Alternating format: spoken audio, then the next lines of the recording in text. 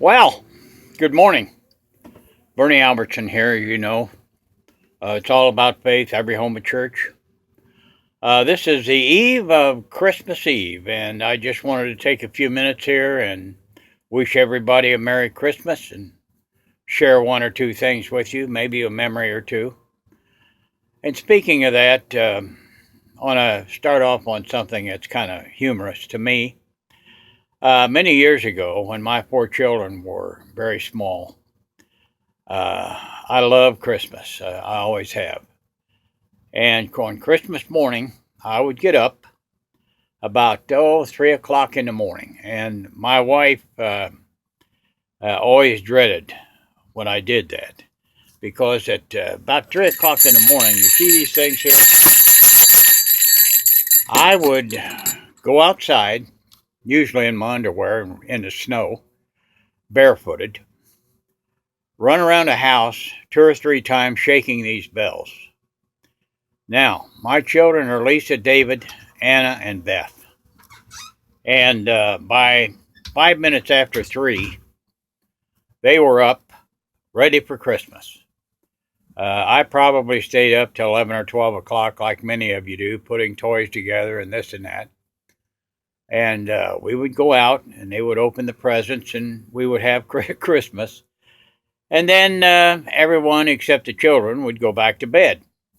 And then we get up in the morning, of course, and have breakfast and have a Christmas day. And Christmas has always been important to our family, as it is probably most families here in America.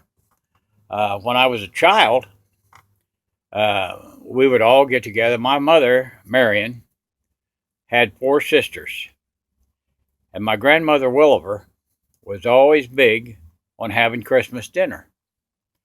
And so my mother would make a mincemeat pie and probably a pecan pie and maybe a pumpkin pie.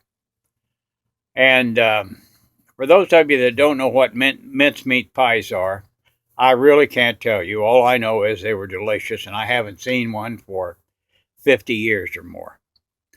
But we would go to my grandmother's house, and the girls, or my aunts, would always bring something.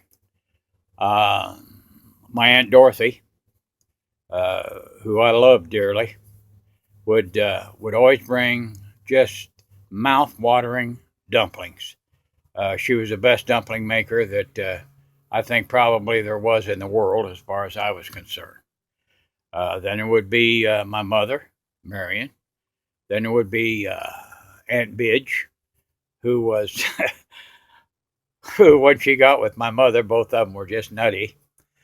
And I could tell you stories about that that would just tickle you to death. Then there was my Aunt Esther, and then there was my Aunt Marty, and all of my cousins, and just a house full. And back then, my great grandmother, Nancy Crispin Williver, the lady that I wrote the book about, In Search of Home, would always come, and we would always look forward to her coming. She was a very proper little old lady, so very sweet. And what she would bring is something that she had made, spent some time making. And we would all get bean bags. Now, for those of you that don't know what bean bags are, they're exactly what they sound like. She would knit pieces of cloth together and put beans in them. And that's what she would give us for Christmas. And we all look forward to it. My mother, at our house, at my sister and my house, would make popcorn balls. And we would have popcorn balls and chocolate milk and things of that. That's what we'd have on Christmas Eve. And of course, she would leave cookies and milk out for Santa Claus. And in the morning, I always looked forward to the ones that he had left because I'd eat them myself. But on a more serious note, we need to keep in mind this Christmas our soldiers and those that are on the high seas, all of our service people that aren't home, that are overseas, for the families that have lost people, for your friends and relatives who have lost people. We need to keep them in prayer. because Christmas time is a very hard time for many people that have lost loved ones.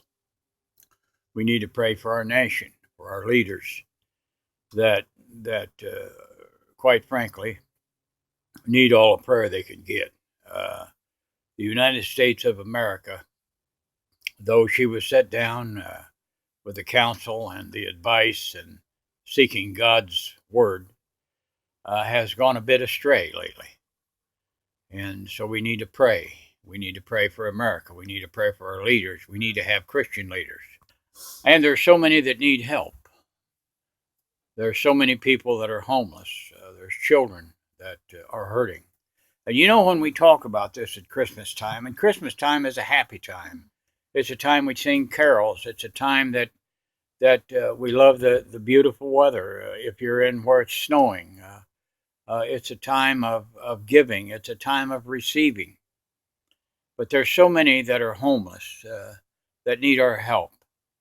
And it's hard. It's hard because no one, or very few of us, or very few of American people have excess to the point where they can give it away. But this time of year, in particular, we need to consider that. We need to consider giving a little bit less to ourselves and a little bit to those without. That's something that I do. It's something that I can't do a lot of because I'm not a wealthy man. But a homeless person pushing a shopping cart can use a hot meal, can use a hot drink, can use a sweater, can use a pair of mittens. There's no place that they can get those things other than places that are supported by charity. And very often, if you're cold, if you're alone, and you're 5 miles from a place like that, you just can't get to it. So reach in your pocket, bring out something, and be generous this time of year. I don't mean to take the spirit or to take the happiness out of the day, but we have to consider that. Jesus Christ said the poor will always be with you, and indeed they are. But we can't help them. It's like the man at the gate, called Beautiful, that Peter and John saw. He was put there every single day to beg by his family. And he had done that for a long time. And Peter and John walked up to him and he was begging. Peter stopped, looked at him, and he said, "Look at me."